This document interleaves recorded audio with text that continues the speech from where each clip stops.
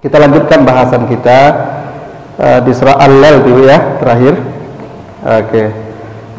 Sampai yang ketiga ya, wa ma khalaqaz zakara wal unsa.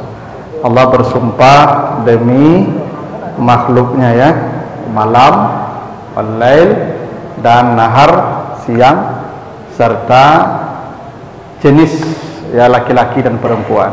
Jadi Allah hanya menciptakan dua, laki atau perempuan, tidak ada yang ketiga. Nah, ayat yang keempat itu jawaban sumpah. Jadi ada qasam, ya ada qasam namanya sumpah, ada namanya jawab qasam.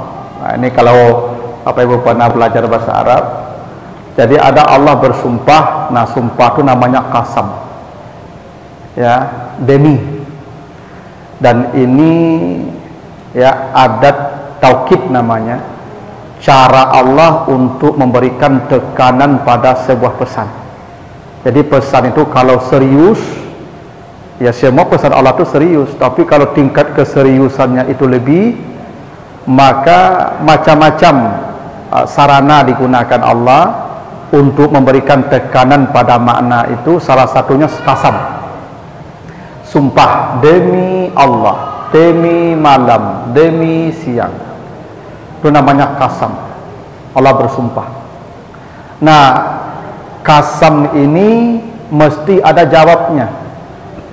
Jawab qasam itulah informasi yang disampaikan. Demi Allah si fulan meninggal, maka si fulan meninggal itu namanya jawab dari sumpah tadi. Begitu ya. Jadi ada sumpah, ada jawab sumpah namanya. Dan jawab sumpah inilah ya yang menjadi pokok dari informasi. Sumpah itu media memberikan tekanan kekuatan pada informasi. Nah, itu kaidahnya ya. Jadi tadi Allah bersumpah demi malam, demi siang, demi ciptaannya laki perempuan. Apa jawabannya? Inna sa'yakum lasyatta. Inna sa'yakum lasyatta. Itu jawabannya. Sesungguhnya usahamu sungguh beragam. Ya, sesungguhnya usahamu sungguh beragam. Sa'yun itu usaha, syatta itu macam-macam, tidak sama. Apa maksud usaha kamu beragam? Ya, satu, memang Allah mentakdirkan kita tidak dalam satu pekerjaan. Dunia ini harus dimakmurkan, dan memakmurkan bumi tidak bisa dengan satu profesi. Maka Allah ciptakan keragaman profesi. Allah ciptakan tanah yang bisa diolah jadi apa? Kebun, sawah, ladang. Maka itu artinya akan ada yang jadi petani. Kira-kira gitu ya. Akan ada yang jadi petani. Allah ciptakan laut dengan segala macam isinya. Ya. Itu akan ada yang akan jadi nelayan. Begitu.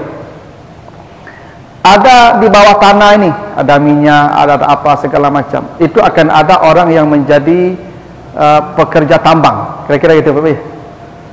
Jadi kita ini sudah ditakdirkan Allah dalam keragaman pilihan profesi. Dan tidak ada satu profesi yang lebih mulia dari profesi lain.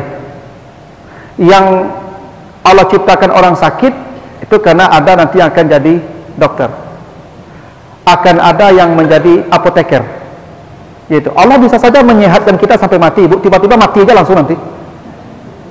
Tidak ada sakit-sakit ibu ini. Jadi ibu ini dari mulai lahir sampai mati tidak ada sakit, sehat saja, bisa. Konon kabarnya Bapak Ibu, Fir'aun itu tidak pernah sakit. Fir'aun itu tidak pernah sakit. Jangankan demam, flu pun tidak pernah dia. Karena itu dia merasa dirinya Tuhan. Karena tidak ada kekurangan pada dirinya, tak pernah sakit. Nah bisa saja Bapak Ibu nak dikasih sakit tuh, dari mulai lahir sampai mati sehat saja, tiba-tiba mati, bisa. Tapi kenapa dikasih penyakit kita? Karena akan ada yang akan menjadi dokter, akan ada yang menjadi apoteker, yang meracik obat nanti. Dan itu semua sudah diatur oleh Allah. Bayangkan Bapak Ibu, kalau Bapak Ibu ya tidak ada orang yang mau jadi petani, yang ke ladang, yang ke sawah berhenti, pensiun dia, makan apa kita? Tidak ada orang mau ke laut lagi, tidak bisa makan ikan kita. Tidak tahu ke ibu ke laut itu pada saya oleh kamu. Ya, tidak ada lagi orang yang mau bekerja di tambang-tambang. Bapak Ibu tidak akan pakai perhiasan emas ibu itu. Tak tahu ke ibu menggali tanah ke bawah itu. Ya, jadi semua itu nilainya sama, yang membedakannya nilai manfaatnya. Jangan Bapak Ibu kira jadi dokter itu lebih hebat daripada tukang sampah. Belum tentu. Pada manfaat, coba Bapak Ibu kalau tukang sampah kita macet 1 bulan saja, tidak mau dia memungut sampah lagi. Ibu ambil sampah ibu surang lainnya, itu buang kek surangnya. Terbayangkan dah keadaan kita sebulan tidak ada tukang sampah yang mau bekerja. Ya beruntunglah mereka mau jadi tukang sampah. Betapa nyamannya hidup kita ketika mereka bekerja. Dulu saya Bapak Ibu pernah kasih ceramah di Masjid Mujahidin di Makam Pahlawan tuh, dan audiennya tukang sampah sekota Padang, hari Selasa dulu itu pilihnya. Masalah berbeda setelah disurvei kawan-kawan, 75% lebih tukang-tukang sampah itu ibu tidak bisa baca Quran, tidak bisa. Salat pun bacaan salat tidak hafal, tidak hafal. Tapi saya katakan kepada mereka, bapak-bapak, ibu-ibu, ya begini, bapak ibu kalau ingin masuk surga, salat saja. Datang waktu salat 5 kali ya. Yang hafal baca saja dulu, yang hafal sambil belajar. Bapak ibu masuk surga tinggal pungut saja sampah tiap hari. Itu pintu surga Bapak Ibu nanti. Saya kalau pergi ceramah subuh tuh Bapak Ibu jam 4:30, jam 4, itu di jalan tuh kosong tuh Bapak Ibu. Kadang-kadang ngeri di jalan jam 4 tuh Bapak Ibu. Ya. Tapi untung banyak tukang sampah di jalan tuh Pak, yang mengut sampah sepanjang jalan tuh.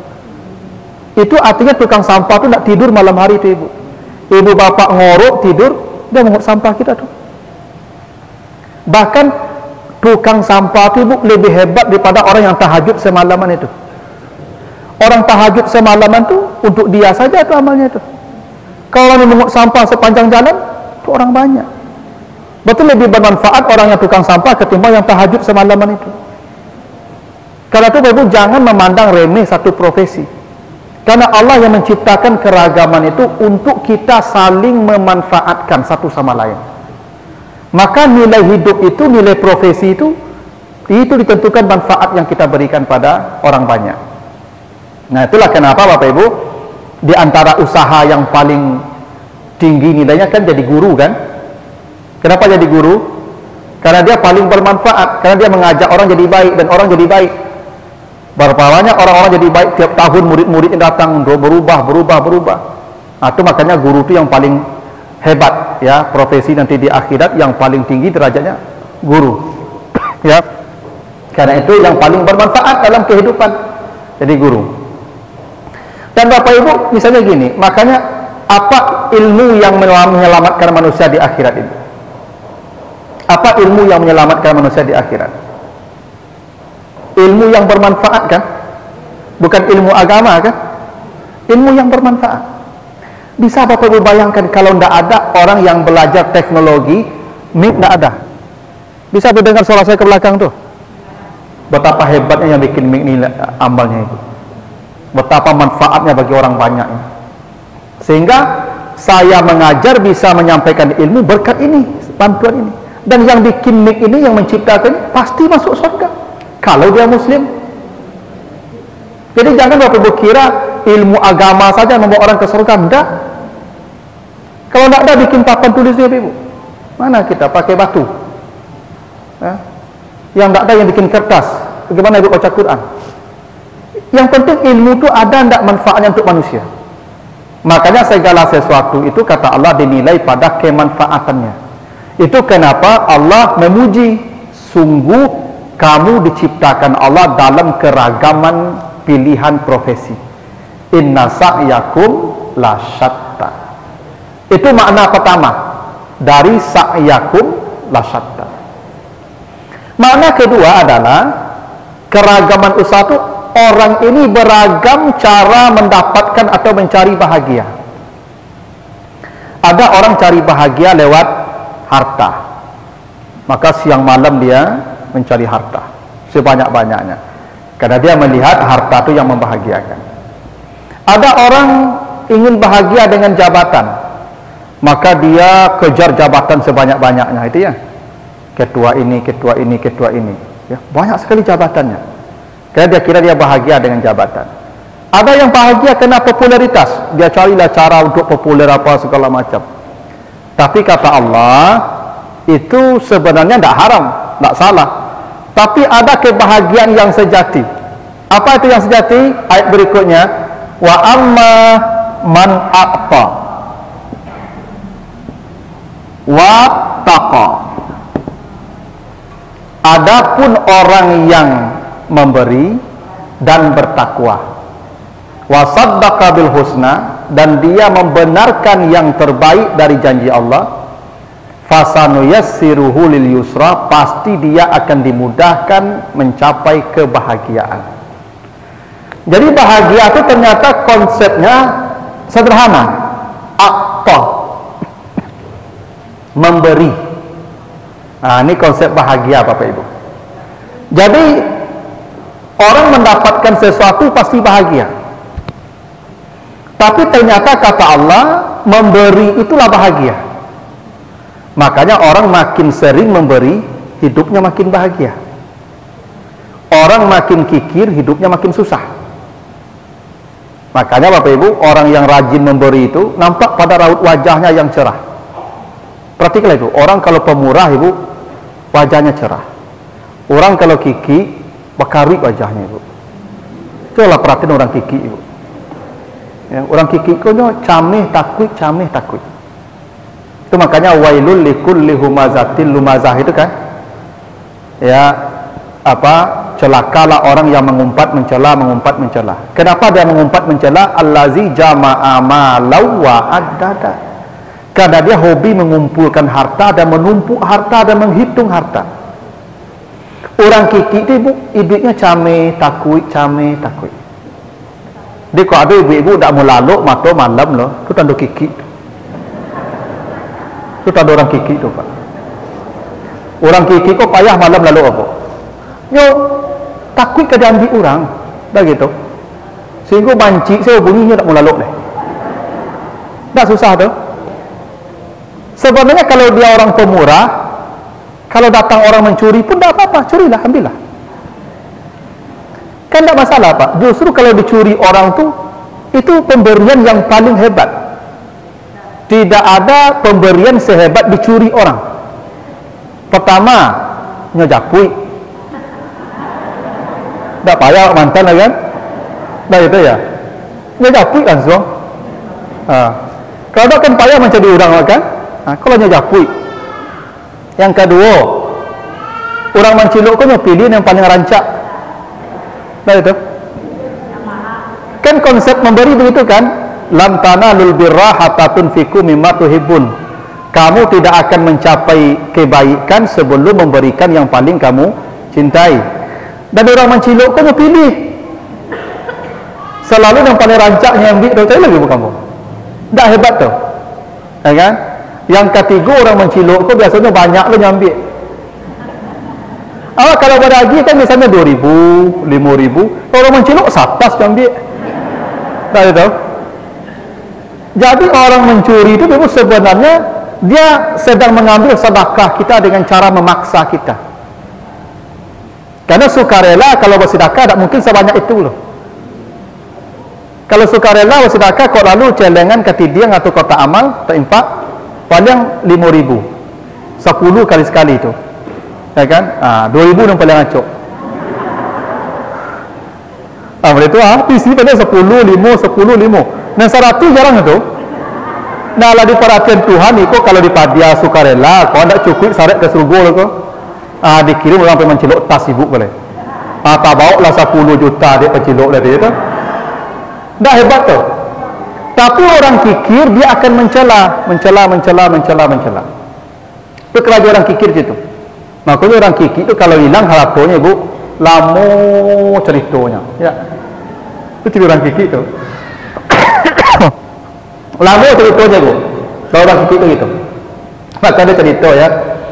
Ada orang hilang piti 10.000 kan. Malu luangnya ibu. Ya kan, kajang-kajang dia menangi kan. Lalu orang timbul, orang mencari nganang-ngiang. Hilang piti dan pak, parah 10.000. Aku ada yang ganti yang tu alainya. Tambah kancak lah tanginya ibu. Ditanya mana hijau lainnya? Ya dapat kau nak hilang tadi kan 20 dapat adanya. Kalau tak tentunya kalau orang tu bagi dia hilang tadi. Orang kiki kan dia tu ibu. Orang kiki kan macam itulah tu. Takut, ya sedih. Ya itu makanya kalau orang ibu, kadang-kadang orang kiki ibu kalau bawa auto rancak ibu, semacam tak khusyuk. Asal balantok auto dan itu. Padahal auto kadang tidak, pokoknya asal auto rusak. Rusak betul dipikir karengke lah, bayi lah. Itu orang kiki itu situ tu. Itu kenapa Allah sebut konsep bahagia tu akta. Rajin-rajinlah memberi. Engkau akan bahagia. Allah mudahkan engkau mendapat bahagia kalau memberi. Sederhananya gini lah, ibu. Dulu ibu, misalnya ibu kau makan atau ibu kau minum, hawi. Tiba-tiba datang anak cucu, nek minum nek. Ibu agen kayaknya kan? Ma yang bahagia ibu minum tadi atau agen ke cucu tadi? Itu buktinya memberi itu bahagia.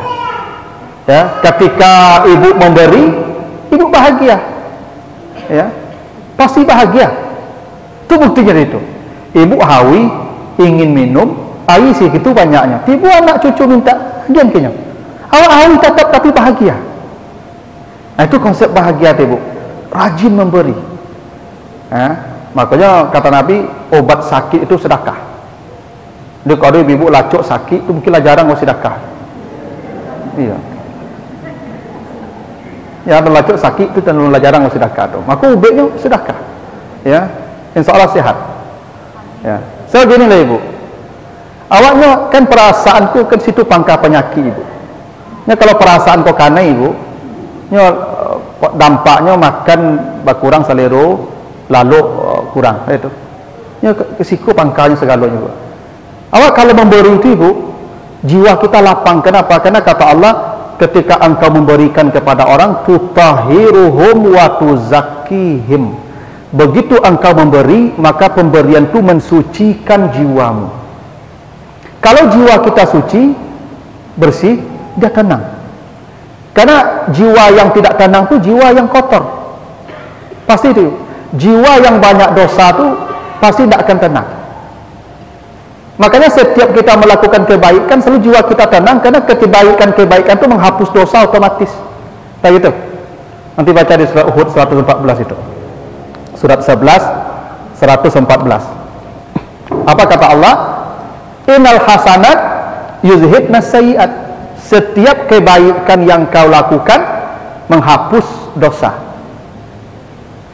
Maka kalau ibu bapak berbuat baik, walaupun kecil kebaikan itu, dosa dihilangkan, itu kenapa hati menjadi tenang. Tenang. Makanya bapak ibu memberi itu pasti melahirkan ketenangan itu kebaikan, karena dosa kita dihapus. Apapunlah kebaikan bapak ibu, kayak sekarang lah bapak ibu mendengar pengajian ini dosanya dihapus, karena prinsipnya kebaikan menghapus dosa. Itu kenapa bapak ibu duduk di pengajian itu hatinya tenang, ya, hati tenang. Buah ketenangan itu nanti mengantuk. Itu maka tak kaluk dengan ceramah itu. Itu tanda hati tenang. Kalau orang tak tenang tak mau lalu kan pak. Nyo lalu tu karena hati tenang tadi itu. No dosa tak boleh. Labarasi. Ya. Kalau dosa gelisah waktunya tu. Jadi orang tak kaluk dengan ceramah tu betul itu. Tanda sudah tidak ada lagi masalah hidupnya tu. Ya. Labarasi mana tu. Ya. Lagi kalau laba karu pak tu tak boleh tu. Ya, nunggu mati ke surga langsung tu.